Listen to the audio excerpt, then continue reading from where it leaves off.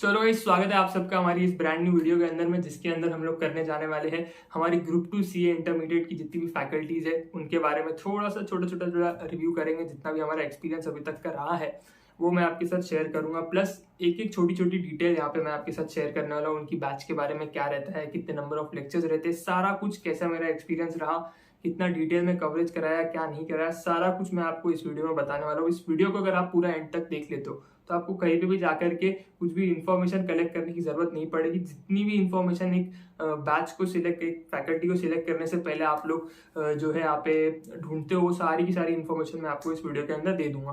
बस आपको वीडियो को एंड तक देखना है और बने रहना।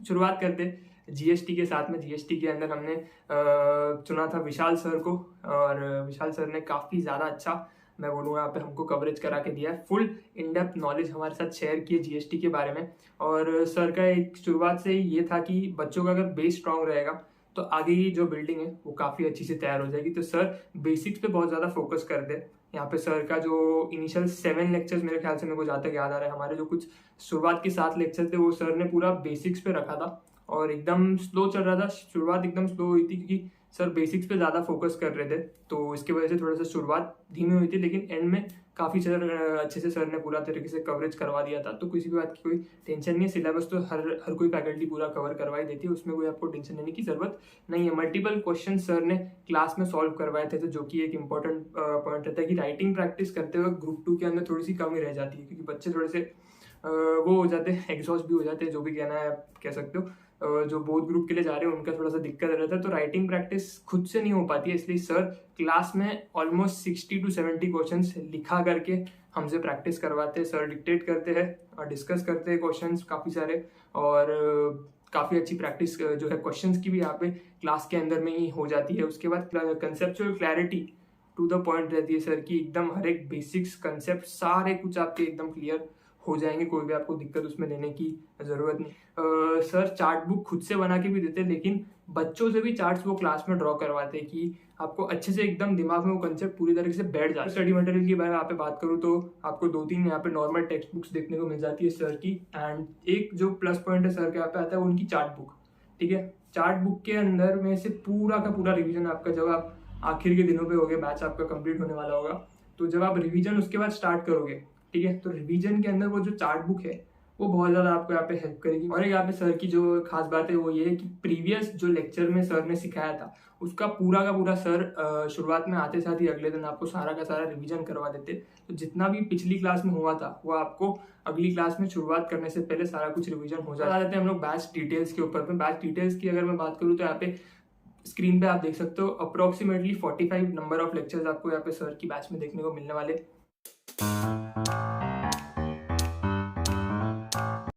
तो व्हाट एल्स, एक इस वीडियो का ऐसा मैंने यहाँ पे सेगमेंट रखा है जिसके अंदर apart from batch, like batch के बारे में तो सबको पता रहता है इतने नंबर ऑफ लेक्चर्स होंगे, ये चीजें होगी, लेकिन अपार्ट फ्रॉम बैच आपको और क्या क्या ये फैकल्टीज एक्स्ट्रा प्रोवाइड करने वाले हैं। तो यहाँ पे आपको विशाल सर के मैराथॉन्स यूट्यूब पे अवेलेबल हो जाएंगे। उसके बाद रिवीजन लेक्चर्स आपको अवेलेबल हो जाता है, फास्ट ट्रैक बैचेस भी अवेलेबल हो जाता है। इनकेस अगर आपका कुछ भी नीचे ऊपर रहता है तो फास्ट ट्रैक भी आप कर सकते हो। ठीक है, उसके बाद टेस्ट सीरीज यहाँ पे आपको अवेलेबल होगा। लेकिन सुपर 30 एक सर का यहाँ पे पब्लिकेशन निकलता है, सुपर 30, वो काफी ज्यादा जो है इंपॉर्टेंट रहता है। तो अगले सब्जेक्ट के ऊपर आते हैं, और अगला सब्जेक्ट है हमारा ऑडिट। एंड ऑडिट के अंदर हमने सिलेक्ट किया था अमित तातेड़ सर को, एंड तोड़ मालिक बुलाएंगे भाई, अमित सर मतलब तोड़ मालिक।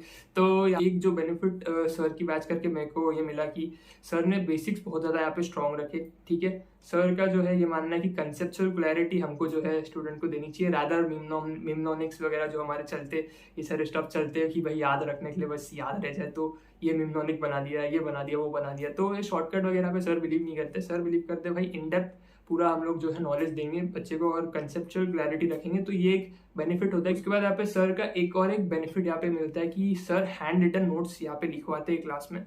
सर डिक्टेट करते जाते हैं, जैसे ही आपका जो है एक पार्ट हो जाता है, कंसेप्ट हो जाता है, उस कंसेप्ट के बाद वो डिक्टेट करते हैं, उस कंसेप्ट को आपको लिख लेना है। जैसे कि मेरे आप स्क्रीन पे देख सकते हो, मैंने नोट्स बनाए हुए तो सर का एक ये प्लस पॉइंट रहता है कि वो नोट्स बहुत अच्छे से बनवा देते हैं, तो आपको वो रिवीजन करते हुए काफ़ी ज़्यादा काम आते हैं। एंड में जब मैं 1.5 डेज का रिवीजन कर रहा था एग्जाम से पहले, तो मैंने इन्हीं नोट्स को रिफ़र किया था। तो ये बहुत ज़्यादा हेल्पफुल रहते हैं। और बैच की डिटेल्स तो आपको स्क्रीन पे दिख ही रही होगी। सर के जो अप्रॉक्सीमेट लेक्चर्स होने वाले हैं वो 50 लेक्चर्स होने वाले हैं। यहाँ पे स्टूडेंट्स सोच रहे रहेंगे कि भाई अमित सर को तो हमने EISSM के बारे में ज़्यादा सुना है, ये ऑडिट के लिए कहाँ से इसने ऑडिट कहाँ से ले लिया, क्योंकि ज़्यादा लोगों को इतना पता है, बहुत सारे लोगों को पता भी है और बहुत सारे लोगों को नहीं भी पता है। सर को बस सर के बारे में इतना पता है कि भाई EISSM है सर का, बहुत ज़्यादा अच्छा है। लेकिन मैं ऑनेस्टली बोलता हूँ, मैंने EISSM भी उनसे किया है एंड ऑडिट भी मैंने उनसे किया हुआ है। कसम से बता रहा हूँ, मेरे को सही पे पूछोगे ना, ऑनेस्टली पूछो, एकदम ऑनेस्टली बोलूँ ना, मेरे को ऑडिट में ज्यादा मजा आया एज कम्पेयर टू EISSM। ठीक है, मैं बोलूंगा ऑडिट मतलब तोड़ है मालिक का, एकदम तोड़ है। EISSM भी बहुत ज्यादा अच्छा है, EIS तो खैर अभी रहा नहीं, लेकिन SM भी अभी अगला जो हमारा सब्जेक्ट आएगा उसमें बात करेंगे। लेकिन ऑडिट मेरे को जो है ज्यादा मजा आया। पॉइंट यहाँ पे ये मिलता है कि सर के जितने भी चैप्टर्स है, लिटरली 10-10, 15-15 मिनट में सर ने पूरे चैप्टर को रिवाइज कर दिया। मतलब जिस चैप्टर को आपको 5-5, 6-6 लेक्चर्स लगते हैं 2-2, 3-3 घंटे के, ठीक है, उसके लिए आपको सिर्फ और सिर्फ 15 मिनट के अंदर वो पूरा का पूरा लेक्चर रिवाइज। ठीक है, तो ये जो रिवीजन का पार्ट रहता है सर का प्लस पॉइंट रहता है। जब आप एंड में काफी सारे मल्टीपल सब्जेक्ट को लेके बैठोगे और रिवीजन करोगे तो आपको लग रहा रहेगा कि भाई आप ये चीज भूल रहे हो। उस टाइम पे आप वो लेक्चर लगा के सुन सकते हो, आपको सारी चीजें रिकॉर्ड हो जाएंगी। तो ये एक सर का प्लस पॉइंट रहता है जो कि मेरे को बहुत ज्यादा हेल्प किया। डाउट सॉल्विंग एक सर का मेजर पार्ट है। अगर आप उनकी बैच लेते हो तो डाउट सॉल्विंग सर आपको रियल टाइम में करके देते हैं। लाइक एंड के टाइम में अगर मैं बात करूं, जब हमारे एग्जाम्स आने वाले थे तो सर इतने ज्यादा टेलीग्राम पे एक्टिव थे। मतलब मैंने कोई भी फैकल्टी को देखा नहीं इतना एक्टिव टेलीग्राम पे रहते हुए और बच्चों के पर्सनली खुद से डाउट सॉल्व करते हुए। मतलब उनका ग्रुप बना हुआ है टेलीग्राम पे, आप वो ज्वाइन कर सकते हो और वहाँ पे आप कोई भी डाउट जो है उनसे पूछ सकते हो उनके सब्जेक्ट रिगार्ड। तो अगले सब्जेक्ट की बात करते हैं जो कि है स्ट्रेटेजिक मैनेजमेंट एंड SM के नाम से जो कि सब्जेक्ट फेमस है। और इसमें भी हमने अगेन अमित सर के साथ ही पूरा बैच कंप्लीट किया था। हमारा EIS भी होता था, अभी EIS नहीं है खैर। अगेन कंसेप्ट वगैरह पूरे यहाँ पे क्लियर रहेंगे, इन डेप्थ कवरेज रहेगा। और बहुत मेरे को यहाँ पे सर की एक अच्छी बात लगी कि जो है डिस्कशन, जो केस स्टडीज होते हैं, बेसिकली जिनको पता नहीं रहेगा, यहाँ पे आपको SM में केस स्टडीज मिलते हैं मैक्सिमम, जो आपको केस स्टडीज मिलते हैं। कुछ डायरेक्ट क्वेश्चंस भी रहते हैं जैसे फैक्टर्स वगैरह, ये फैक्टर्स की लिस्ट वगैरह रहेगी, 5 फैक्टर्स रहेंगे ये बता दो, 8 रहेंगे, 8 में से 4 बता दो, ऐसे फैक्टर्स रहते। तो वो रटने का पार्ट रहता है, मतलब उसको एक बार समझ लो और उसके बाद आपको फिर उसको यार याद रखना है। तो उसके बाद यहाँ पे स्टडी मटेरियल की अगर मैं सर की बात करूँ तो स्टडी मटेरियल सर का बड़ा सॉर्टेड रहता है। आपको एक क्वेश्चन बैंक मिल जाती है और क्वेश्चन बैंक के साथ एक नॉर्मल थ्योरी बुक मिल जाती है। क्वेश्चन बैंक के अंदर सारे MCQs वगैरह कवर्ड रहते हैं, आपके MTP के बोल लो, RTP के बोल लो, ठीक है, तो वो सारे यहाँ पे कवर्ड रहते हैं। आपको किधर भी और जाके बाहर से कुछ भी एक्स्ट्रा करने की जरूरत नहीं रहती है।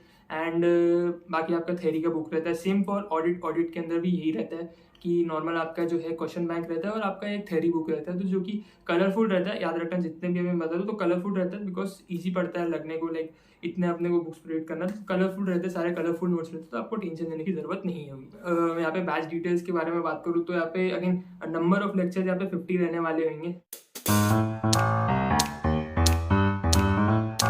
हमारे अगले सेक्शन की तरफ वो है व्हाट एल्स। ठीक है, तो और क्या क्या मिलेगा, तो अगेन वही रिवीजन शीट्स आपको यहाँ पे सर की मिल जाती है। रिवीजन शीट्स याद रखना, पूरा स्ट्रेटेजिक मैनेजमेंट जहाँ तक मेरे को याद है सर ने 1.5 घंटे में कवर किया हुआ है। उनके यूट्यूब चैनल में एक वीडियो है जहाँ पे 1.5 घंटे में पूरा स्ट्रेटेजिक मैनेजमेंट सर ने कवर किया हुआ है। लिटरली मैं बता रहा हूँ, एग्जाम की सुबह मैं वो देख कर गया था। ठीक है, एग्जाम की सुबह मैं वो देख कर गया, पूरा सुन के गया था। और एक बार नहीं सुना था मैंने, आई गेस 2 से 3 बार, पिछली रात को भी सुना था मैंने और एग्जाम की सुबह को भी सुना था मैंने। कसम से बता रहा हूँ, इतना अच्छे से दिमाग में बैठी थी ना चीजें। मतलब उसके बाद आते हैं हम लोग हमारे आखिरी सब्जेक्ट के ऊपर जो कि आता है हमारे FM फाइनेंशियल मैनेजमेंट। एंड इसके अंदर हम लोग ने जिस फैकल्टी को चूज किया था वो थे हमारे राहुल गर्ग सर। एंड यहाँ पे उनके साथ हमने पूरा बैच कंप्लीट किया था। राहुल सर से काफी कुछ सीखने को मिला अपार्ट फ्रॉम लाइक, मतलब FM तो डेफिनेटली सर ने पूरा इन डेप्थ कवरेज कराया।